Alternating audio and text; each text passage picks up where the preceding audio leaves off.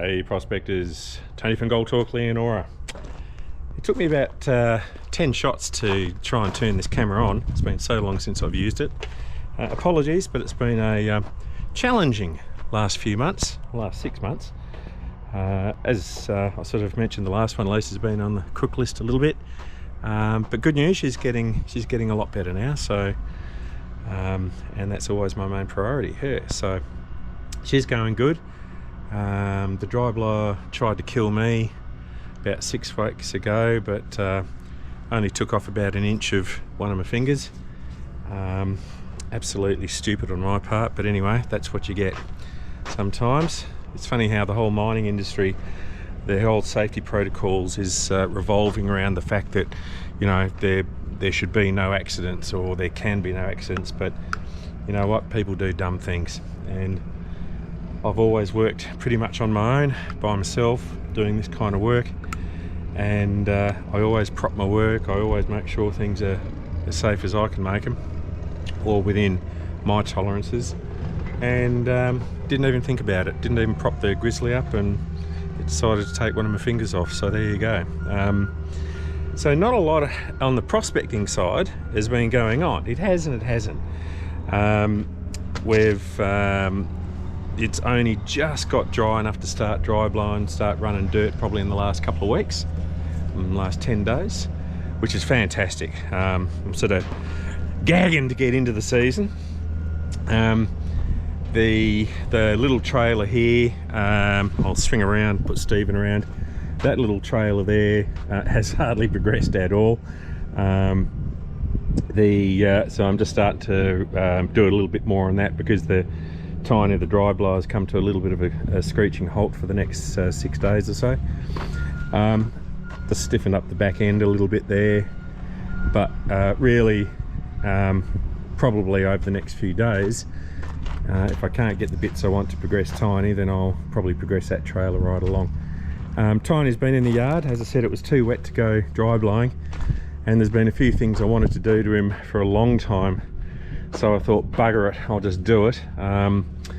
And it's very hard when you haven't seen this one before, but before the fellow who built this, or the people that built this, made the assembly for the recovery boxes pivot off this one here, this little light gauge channel here, or light gauge RHS.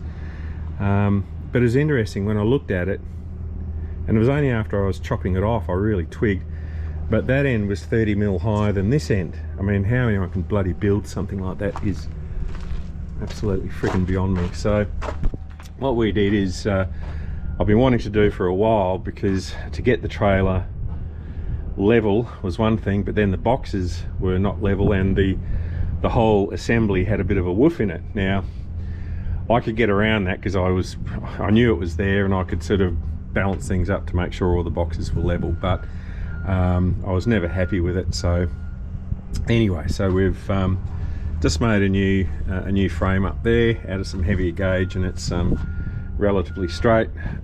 Just fabbed up some pretty simple pivot hinges off some bolts there, so that can go up and down,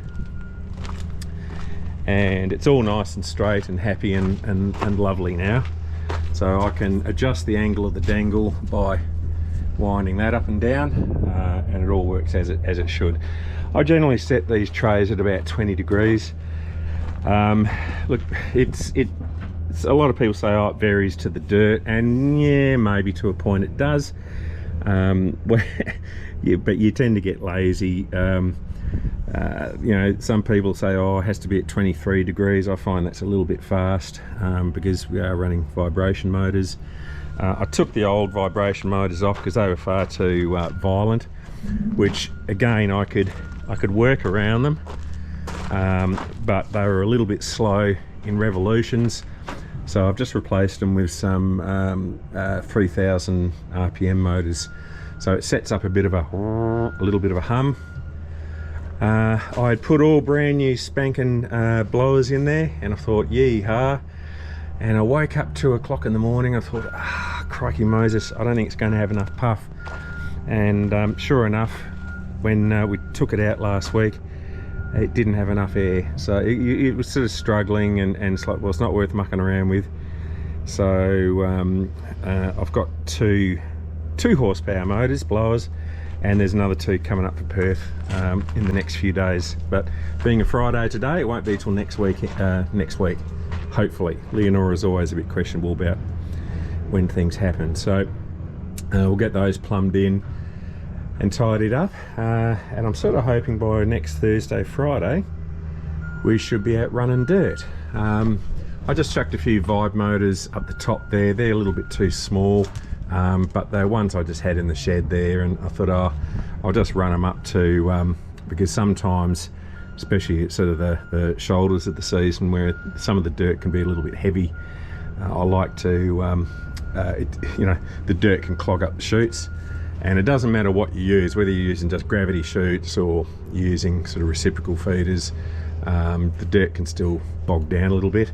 And I just find having these little motors running just helps keep the dirt a little bit more lively. And so that's it. Tiny's getting ready. He's got a huge season ahead of him. Huge bloody season. We've got work coming out of our back passages. So yeah, that should be interesting. That's where I chopped my finger off up there. I think the birds, or Snowy the cat, got it, but anyway, it caused a certain amount of discomfort, but I consider myself very, very, very lucky. It only took a finger, or an inch off a finger, and it didn't take my whole hand, which it bloody could have easily. So very, very lucky. Trays are raring to rock and roll. Everything's ready to rock and roll, and see if we can get some serious dirt run through before Christmas, and see how it goes. So prospectors, as I said, look, it's not a a lot of sort of stuff to report on. We've got some very interesting things coming up for the training season, and that should be getting announced as soon as we get around to it. The main thing is everyone's health is on the improve, and after all, that's the only thing that matters. The thing I'd say, it's been a bloody awesome season. We've had heaps of people up here, and you know, with gold at 3,000 whatever it is, 700 an ounce, why wouldn't you get a lot of people up here doing it? It's really been sort of pretty full on. There's been plenty of good ground people have been getting to. Whoops, hello, sorry. There's been quite a bit of good pending ground around, which keeps everyone a little bit happy. And of course, people that do a training course with us get onto ground.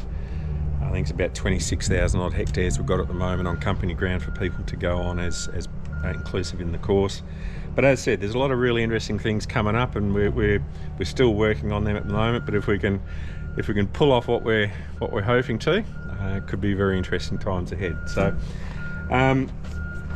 the main thing to remember when you're out prospecting, and always try to turn things around to, oh, that's falling off.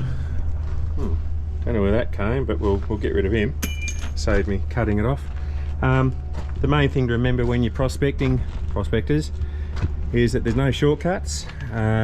It's all hard work. There's a certain degree of luck, and you can sometimes get around that a little bit by being in the right areas, but that's all metal detecting and prospecting is. You got to put yourself in the right areas, and you got to work the ground. There's no more secrets than that. So, and that's sort of what we teach on our training courses. You got to work for it. No one's going to give it to you. So prospectors, I hope that you've been able to get out this season. A few good friend of ours, they've sort of got tied up with family issues, and they haven't been able to get out, and that's been a bit disappointing and sad not to see them, but that's life. And next year's, shoot, it's only about, what, 4 months away. Grot, 5 months away. So round and round and round it goes. We'll get some more training videos out pretty soon.